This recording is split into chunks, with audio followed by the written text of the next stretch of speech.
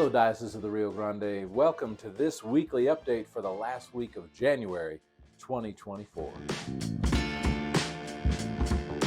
This weekly update, I want to talk to you about A Case for Love, the film about the teachings of Michael Curry and the Episcopal Church, which came out on Tuesday, and a lot of us got to see it. But if you didn't get to see it because you didn't live near Albuquerque or El Paso where the film was shown, I want to tell you all about it. I also want to talk to you about an episode of On Point, which you can find on NPR. I'll put the link down below, about de-churching in America. Y'all are so kind, and many of you, when you see these videos, sometimes you say, "Bishop, you look a little tired lately. Are you getting enough rest?" So I just want to say out in front, I am tired this morning. The reason is I got in late last night because last night, by the time you're watching this was actually Wednesday night, I was blessed to be a part of the ordination to the priesthood of the Reverend Leanna Braun at St. James Episcopal Church in Taos, New Mexico. It's a beautiful church right there in Taos. If you ever come to ski or mountain bike or hike in Taos, or you want to come and see the Pueblo and learn about northern New Mexico and its wonderful arts and culture scene, make sure you check out St. James Episcopal Church in Taos. Well, last night we were there for the ordination to the priesthood of the Reverend Leanna Braun, who also serves the Diocese of the Rio Grande as our family missioner, which means she works helping congregations do ministry with young families, children, all the way up through adolescence. She's also going to be helping us a bit with our campus ministries throughout the diocese and helping provide advice about young adult ministry as well. Leanna, it was wonderful to be with you and the wonderful people of St. James in Taos last night, and I look forward to having an interview with you on the weekly update coming up soon. I know a lot of Episcopalians listen to NPR. It's almost even a cliche, but there was an episode of On Point with Marina Chakravarty that came out this week, and it's about a book called De-churching, the De-churching of America. On that radio show, Marina Chakravarty interviews the authors of the book, talking about how 4 million people have stopped going to church in the United States of America over the last 25 years. There's some fascinating statistics and analysis in the book and in the radio program. Of those 4 million, 3/4 have left church because it's just inconvenient and it doesn't fit with the pressures of life as it's lived in America today.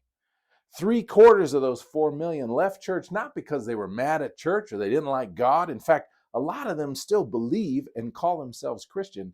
It's just that church doesn't fit in with the rhythms of their life anymore.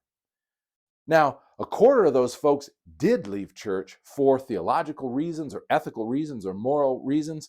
They're mad, quite justifiably, about abuse scandals in the church, misuse of funds. They are upset about not being able to find a church where women have active roles in leadership at all levels. They are upset that LGBTQ people are not treated as fully human and welcome to all the sacraments of the church.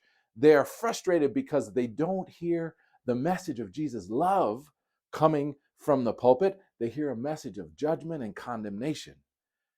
They are worried about the preaching in the pulpit being too political.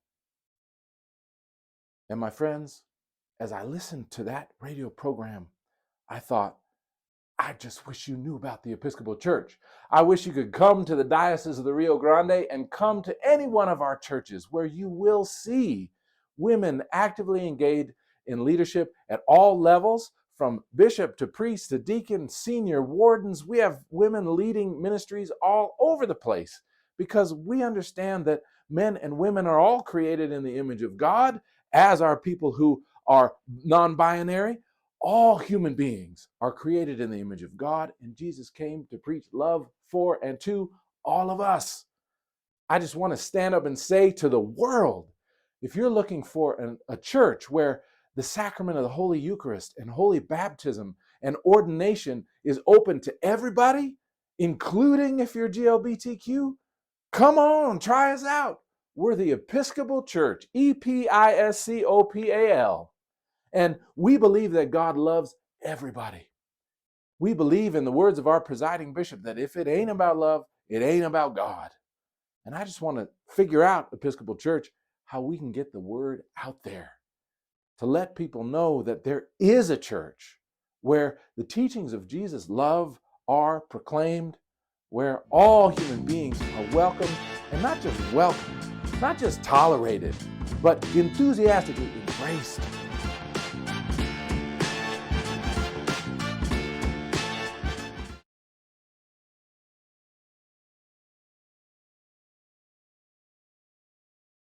So let's talk about A Case for Love. So this film, and I got to give credit where credit is due, the Reverend Canon Chuck Robertson, working for the presiding bishop, had this idea that we need to have a movie that gets the vision of God's love as expressed through the Episcopal branch of the Jesus movement, that would get the message of love as we see it and feel it in our presiding bishop, Michael Curry, that would get that message of love somehow out beyond the Episcopal Church, out into the highways and byways, the neighborhoods and streets where people are living and they are wondering, does God love me? Where people are wondering, is this all there is? This political anger that is rampant on social media and everybody's tearing each other up, this divided country, Republican and Democrat, where people are so deeply committed to their political beliefs that they can't even hear one another. Is that what we're left with? Well, of course, Michael Curry has always been saying that love binds us together. And not a kind of airy-fairy, easy love, not a kind of Hallmark card love, but a kind of serious love. A love that is willing to do the hard thing for the other. A love that is willing to listen to the neighbor even when I don't really want to hear what the neighbor has to say, because I want to stand on common ground of love with people. And that's what the movie A Case for Love is all about. Now, just a little bit of logistics about it. It was in theaters, I believe 70 theaters throughout the country for one day only, as a kind of test run to see, is there a market out there for a kind of message of God's love that people will come out and see? And we in the Diocese of the Rio Grande, I think, put out a good showing. We filled the theater at 4 o'clock in Albuquerque. There were multiple theaters in Albuquerque where the film was showing, and I think we had Episcopalians at all of those theaters. We also had events and people showing up to see the film in El Paso. Those were the two cities where the film was shown in the Diocese of the Rio Grande, and we turned out. It was fun to walk into that movie theater, get a tub of popcorn, and see a whole bunch of people there eager to see and hear about the case for love, that love is what we need to bring this country together.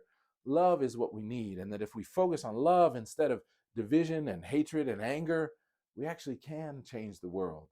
A message that says that even if you're suffering or dealing with pain, that love is the way forward.